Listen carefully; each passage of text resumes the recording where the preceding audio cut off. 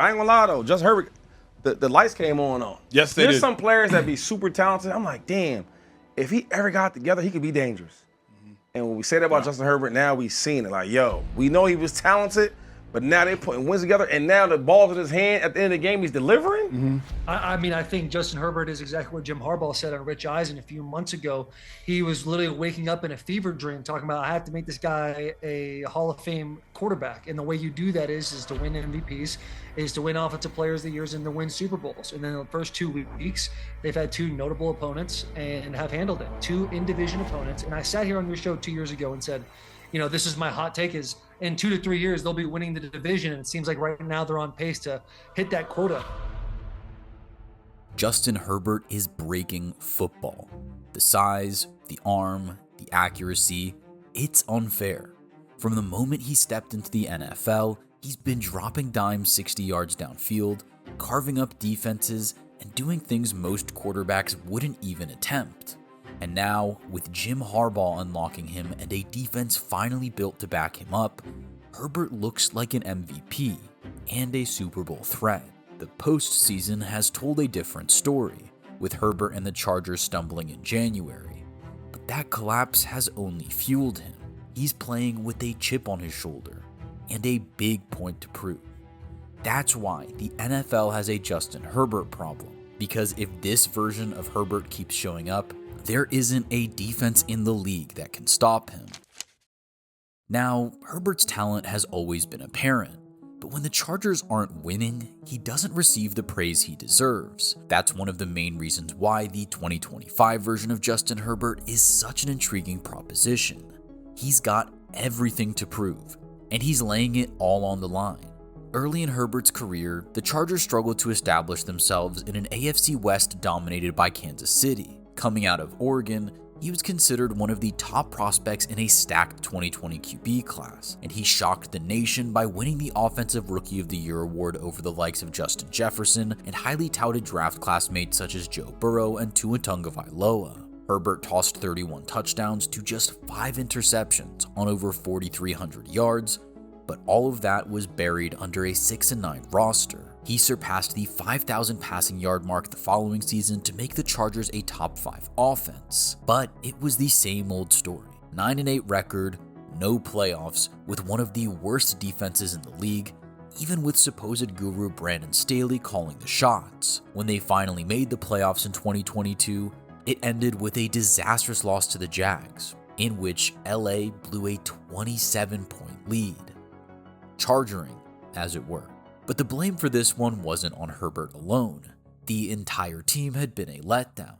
They wouldn't get a chance to run things back, as Herbert missed the final 4 games of the season due to a broken finger, and head coach Brandon Staley was fired, as the team won just 5 games. In came Jim Harbaugh and new general manager Joe Ortiz, set to save the Chargers and get the most out of their franchise QB. Now, Harbaugh has always been known for his run-heavy offenses, but he also has a strong track record of improving quarterbacks. After all, he is familiar with the responsibility that comes with being the Chargers signal caller. He spent time in San Diego at the turn of the millennium, but the task that sat in front of him was monumental. Make a miserable Chargers team play winning football again. That might not sound too tough when you have the 9th quarterback in NFL history to throw for over 5,000 yards at your disposal. But 2 other coaches had tried and failed to get his team to play legitimate, complementary football. Harbaugh brought his DC from Michigan, Jesse Minter, along with him, who played a major role in the Chargers' single-season turnaround. LA jumped from being the 24th scoring defense in the league in 2023 to the very best of 2024, a change of pace that more than doubled their win total to 11 and secured them a wildcard spot. They had finally built a contender around their elite QB, while Herbert's passing volume took a steep decline, registering his fewest attempts in a full season of football. He led the league with his 0.6% interception percentage. He was surgical when passing the ball, despite losing franchise legend Keenan Allen to the Bears during the offseason. That was until the playoffs rolled around, and he put on the single worst performance of his entire career. Against the Houston Texans, Justin Herbert threw 1 touchdown to 4 interceptions, more than his total for the entire regular season. registering a 40.9 passer rating, another career low. There was no run game to speak of to help him, and the offensive line was letting Houston defenders through to Herbert at an alarming rate. Pressure came in 2.5 seconds or less on over a third of his pass attempts, 5 of which were unblocked. Overall, the quarterback was pressured on 52% of his dropbacks. Even considering the circumstances, Herbert was lackluster. At one point, against pressure, he was 1 of 10 for 17 yards. But that doesn't mean his linemen are without blame either. The entire team had failed, and it seemed like it might be back to the drawing board for them. Each time they were in a big game and Herbert was under center, he failed to take control and lead the Bolts to victory. Both of his career playoff outings were disappointments, with the most recent one a gut punch for a fan base and a franchise that finally felt things were turning around. Their bad luck extended into the offseason as their recently re-signed star left tackle Rashawn Slater was ruled out for the entirety of 2025. Even with the addition of right guard Mekhi Becton, kicking right guard Joe Alt over to the blind side inspired little confidence that this unit would be significantly better when push came to shove.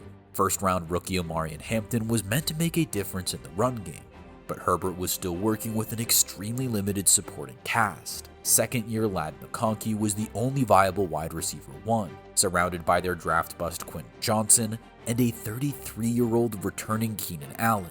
Going into 2025, the last image that NFL fans had of Justin Herbert was one of a battered man who had been hit 14 times, throwing his 4th interception of the night late in the 4th quarter, sealing his own demise in January. A performance so bad that it cast doubt over his future as a starting NFL quarterback.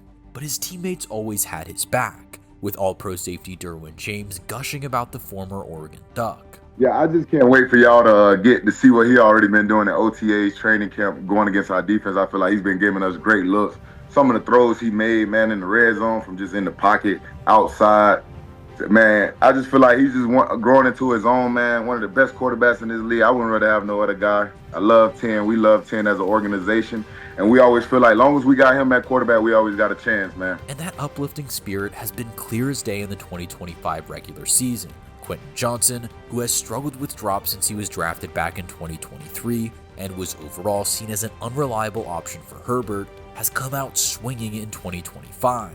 Johnson had no receptions on 5 targets in the loss to Houston, but has been a ball magnet in 2025, enjoying a statement opening day against the Chiefs in Brazil with 2 touchdowns. Another major factor in that win was the return of Keenan Allen.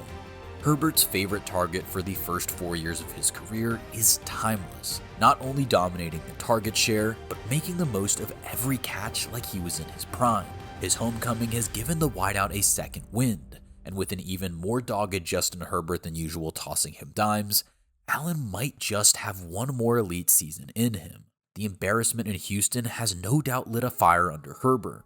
This run, which was eventually called back on the Chiefs, shows a determination and toughness that we don't always see from Herbert on the ground. But like I said, he's got a point to prove. The football season is here, and this year, I'll be using ProfitX as my go-to for season-long plays and player props. ProfitX is America's #1 sports prediction market, where you can win real money predicting sports in 40-plus states. You'll get better odds than traditional sports books because you're playing against others, not the house. With ProfitX, you can request your own odds, play with confidence, and get super fast payouts straight to your bank, card, or even crypto. And here's the best part. Right now, if you sign up at ProfitX.co and use promo code TDK, you'll get up to $200 in profit cash on all your plays for the first 30 days. Sign up now at ProfitX.co and start winning real money predicting sports. Terms and conditions apply. After being the sole reason that the Chargers were in playoff contention in his first 5 seasons, he blew his best opportunity to have a deep run, failing to even give his team a chance in the contest. He's been moving like a man possessed in 2025, and largely because Harbaugh has finally let him loose. And we shouldn't be surprised. The Chargers head coach implied he'd do exactly that this offseason. I just woke up the other day and said, got to get Justin Herbert to the Hall of Fame. Oh. must get Justin Herbert to the Hall of Fame. You woke up and said that? Yeah. It's just one of those things where you wake up and kind of like 3:34 in the morning. Right. And sometimes that's when your best ideas come. Yeah, I know. And I'm with you. You kind of process that, and that would mean winning a couple Super Bowls, and there'd be a lot of people would benefit, from that. So that's a worthy goal, and I think it's necessary that we get him surrounded with as many good football players to his level as possible. Those are some lofty ambitions, but if there's one thing Harbaugh knows how to do, it's play winning football. To do so, and end the Chargers championship drought, he will absolutely need his QB playing at a Hall of Fame level. That's how cursed they are. This prioritization of Justin Herbert has manifested early and often in the new season. In 2024, he averaged 7.7 yards per attempt. After 2 games in 2025, that was up to 9.2. Now, Johnson's emergence as a more reliable deep threat and the sure hands of McConkey and Allen are big reasons behind this, but so is the QB's innate quality. In 2025, the LA Chargers offense is first in the NFL in expected points added per dropback, which speaks not only to Herbert's reliability as a passer, which had been well documented, but also to this offense's ability to score at any time from anywhere through the air. But to really zero in on Herbert's contributions, let's take a look at each team's pass rate over expected, which refers to how much more frequently they choose to pass the ball than the game state or defense suggests they should. At the time of making this video, after 2 weeks, the Chargers are right at the top of the list, comfortably ahead of the second-placed Chiefs. What this means is that they are relying on Justin Herbert's arm for virtually all of their offense, and so far, it's been working to brilliant effect. That can also be chalked up to their weak run game.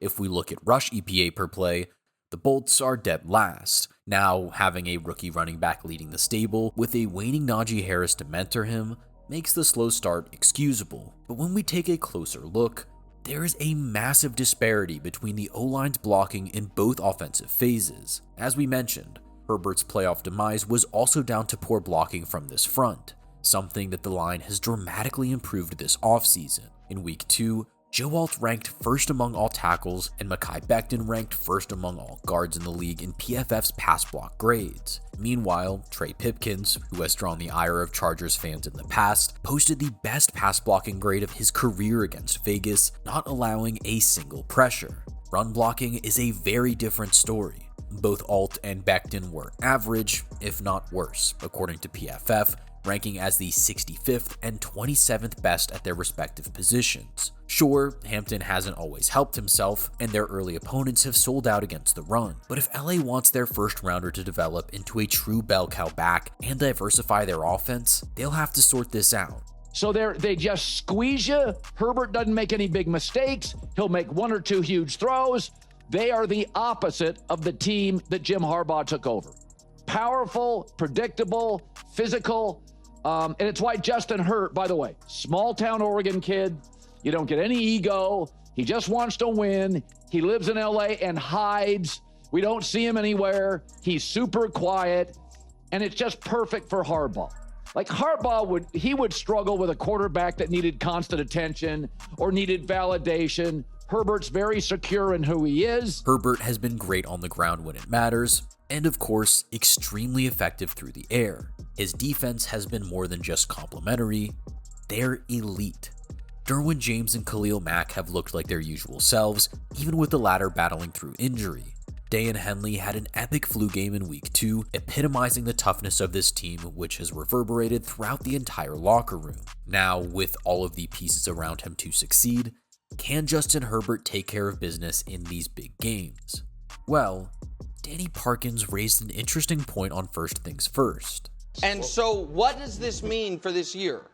It means that he is going to continue on the Peyton Manning trajectory, which in year 6 was an MVP. Was an MVP in an AFC Championship game appearance. And last graphic, please. Wow. One more. He's ahead of schedule.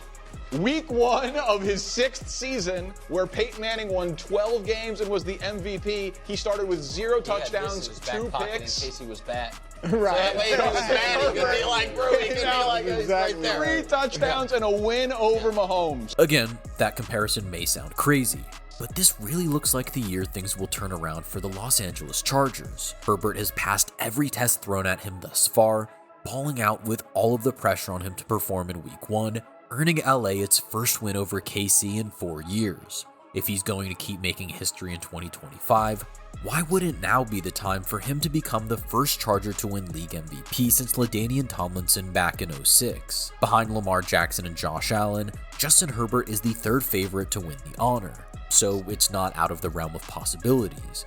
And if he is truly on the Peyton Manning trajectory, Parkins is right. That would promise a deep playoff run in 2025. The Chargers finally look built to contend, but it all comes down to Herbert. He's proven he can light up the regular season. What he hasn't proven is whether he can rise above the curse when it matters most. If he does, Harbaugh's prophecy comes true and LA could finally see a Lombardi. If not, then the NFL's Justin Herbert problem isn't that he's too good, it's that he might never get the rings his talent deserves. So what do you think? Is this the year Justin Herbert finally silences the doubters and drags the Chargers deep into January? Or even to the Super Bowl? Let me know in the comments, and don't forget to like and subscribe for more NFL content just like this.